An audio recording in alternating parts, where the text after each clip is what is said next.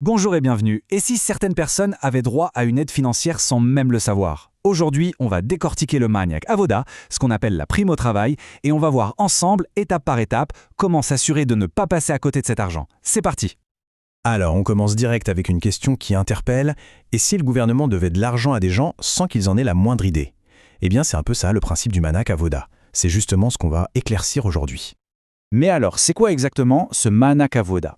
En fait, c'est tout simple. C'est une subvention, une sorte de prime que l'État verse aux travailleurs, qu'ils soient salariés ou indépendants, qui ont des revenus plutôt modestes. Pensez-y comme un coup de pouce financier qui vient compléter directement les revenus du travail. Parfait. Maintenant qu'on a posé les bases, la grande question c'est comment on fait la demande. En gros, il y a deux chemins principaux pour la soumettre. Lequel choisir? Eh bien, ça dépend de la situation de chacun et on va décortiquer ça tout de suite. On se retrouve donc face à un choix. D'un côté, il y a la demande en ligne, super pratique si on a déjà fait la démarche par le passé. De l'autre côté, il y a le passage à la poste qui est, lui, une étape vraiment incontournable pour une toute première demande. Allez, on va regarder chaque option de plus près. Allons-y, on se penche sur la première option, la demande en ligne. C'est clair, c'est la méthode la plus rapide, mais attention, elle n'est pas ouverte à tout le monde. Voyons voir un peu pourquoi. Bon, le point crucial à retenir ici, c'est que la demande en ligne est réservée. Il faut impérativement avoir déjà soumis un dossier au moins une fois. C'est aussi la seule façon de réclamer la subvention pour des années passées. Et un petit détail pratique qui a son importance, le site de l'administration fiscale, le Masanasa, est en hébreu.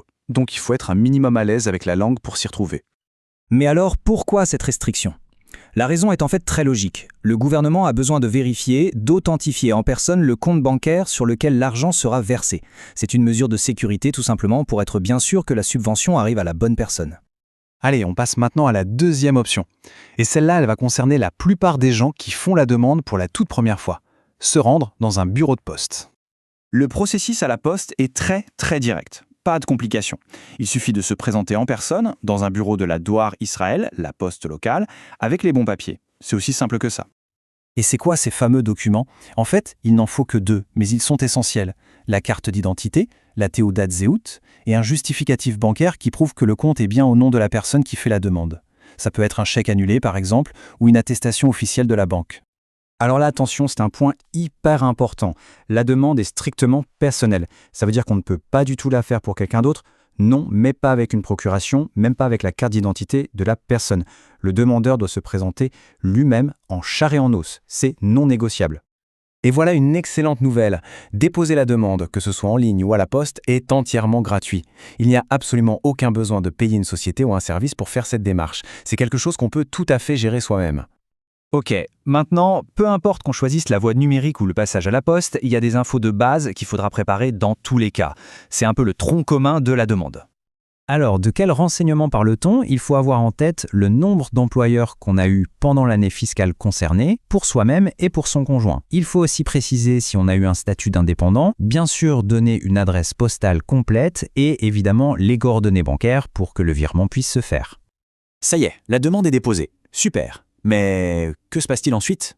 Ne partez pas parce que le suivi, c'est une étape vraiment clé du processus. Juste après avoir soumis la demande, on reçoit un numéro de dossier. Ce numéro, il faut le garder comme un trésor. C'est la clé qui va permettre de suivre l'avancement du traitement et de contacter l'administration fiscale si jamais il y a un besoin. Et comment on s'en sert de ce numéro? C'est très simple.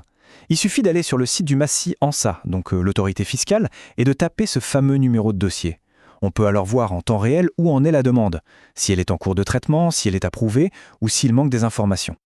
On termine avec une question qui ouvre un peu la réflexion. Le Maniac Avoda, c'est l'exemple parfait d'une aide qui existe, mais qui est parfois méconnue. Et ça amène à se demander combien d'autres droits ou subventions de ce type existent et qui attendent simplement qu'on vienne les réclamer. Une excellente raison de rester curieux et bien informé sur ces droits.